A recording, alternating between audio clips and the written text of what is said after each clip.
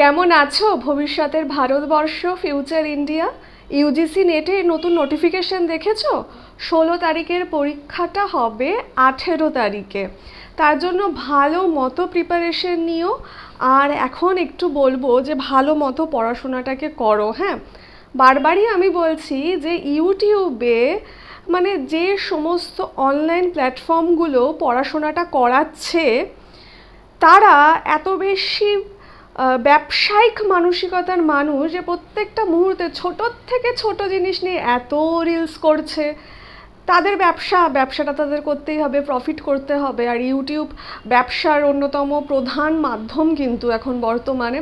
তার জন্য বারবারই বলবো, সময়টা তোমাদের, সময়টাকে নষ্ট করো না। দেখো, টাকা যখন আর্ন করবে সেই সময় কি হবে, টাকাটা যদি তুমি ব্যাংকে রেখে দাও সেটা কিন্তু বাড়বে।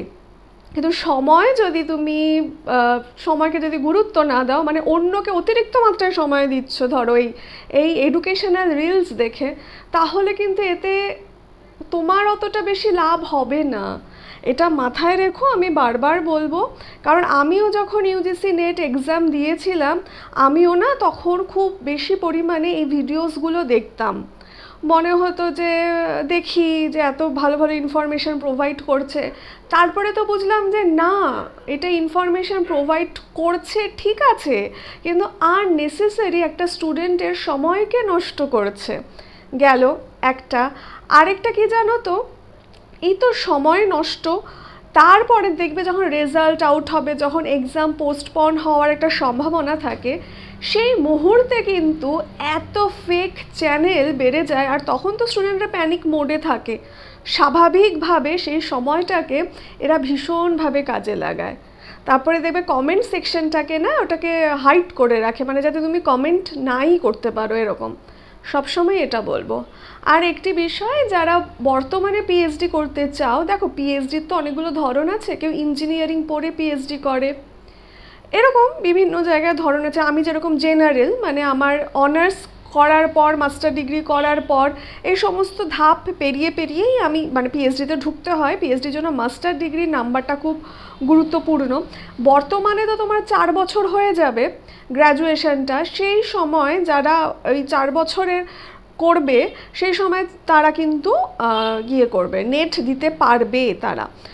আর সেই সময় তোমার এটা খুব রিসেন্ট মানে হওয়ার তো কথা, তোমরা এটা দিতে পারবে। কিন্তু নাম্বারটা একটা ম্যাটার করবে তোমার গ্র্যাজুয়েশনের ক্ষেত্রে, কি নাম্বার পাবে। যেরকম মাস্টার ডিগ্রিতে 55% লাগে ইয়ের জন্য, নেটের জন্য। না হলে নেট পিএইচডি কোনো কিছুই করতে পারবে না। নেট, সেট, পিএইচডি, এমফিল কোনো কিছুই করা যাবে না যদি 55% না থাকে।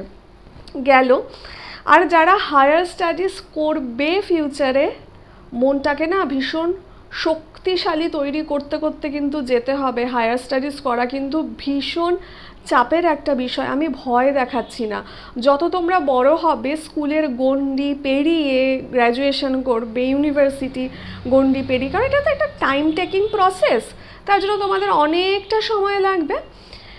তখন সমাজ, পরিবেশ, পরিবার, আত্মীয় স্বজন অনেকেই অনেক কিছু বলবে, কিন্তু মনকে শক্ত রাখতে হবে। হায়ার স্টাডিজ করা কিন্তু খুবই খুবই শক্ত মন হলে করা সম্ভব।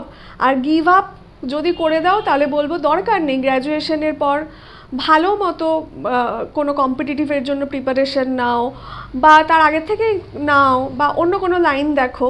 যদি তুমি মানে তোমার মেন্টালিটি তৈরি থাকে আমি পিএইচডি করব, আমি কলেজে পড়াবো, তাহলে কিন্তু অনেকটা সময় দিতে হবে। প্রথমে কিন্তু টাকা পয়সার মুখ দেখতে পারবে না।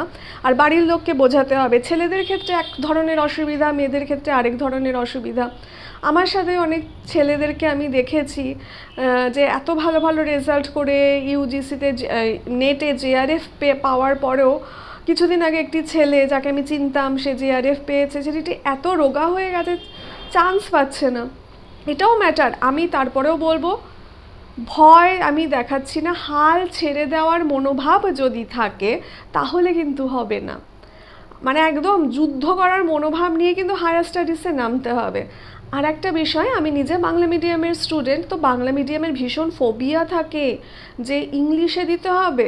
প্রচুর এরকম আমি ভালো ভালো ছেলে মেয়েকে চিনি যারা আমাদের সিনিয়র বা জুনিয়র, নেটে বসতেই চায় না শুধুমাত্র ইংলিশে আসছে বলে। বিশ্বাস করো, ইংলিশে যে আসছে এটা সব থেকে সোজা সোজা ভাষাতে আসছে। বাংলায় যদি নেট হতো না, তাহলে যে কি হতো কেউ পাসই করতে পারতো না।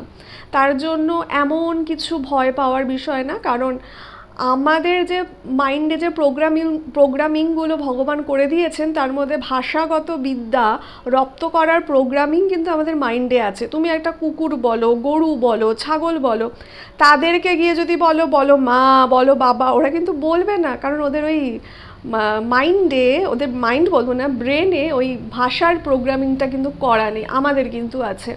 তার জন্য একটু খাটতে হবে। ইউজিসি নেট ভোকাবুলারির ওপর খুব দেয়, মানে ওয়ার্ডগুলোকে একটু একটু দেয়, কিন্তু অনেক কঠিন কিছু না, তুমি সেন্টেন্স পড়লেই বুঝে যাবে। তার জন্য চর্চা করতে হবে। পরের নেক্সট ভিডিওতে আমি বলবো যে কীভাবে চর্চা করলে তোমাদের উপকার হবে। আর কেউ যদি বাংলা মিডিয়ামের শোনো, অবশ্যই আমাকে কমেন্ট করো। আমি একটা ভিডিওতে 5 জন সাবস্ক্রাইবার পেয়েছি, এতটাই ভালো লাগছে। আর 7-8টার মতো মনে হয় কমেন্ট পেয়েছি। থ্যাংক ইউ সো মাচ ভালোবাসা দেওয়ার জন্য আর সময়টা দেওয়ার জন্য। আর মাথায় রেখো, সময়টা কিন্তু তোমার, যে সে ক্ষেত্রে সময়ের অপচয় করো না। আজকে আসি, দেখা হবে খুব শিগগিরই। সকলে ভালো থেকো। আর ভবিষ্যতের ভারতবর্ষ, আমরা কিন্তু হারবো না, আমাদের কিন্তু এগিয়ে যেতে হবে, আমাদের সমস্ত স্বপ্ন সত্যি করতে হবে। আসি।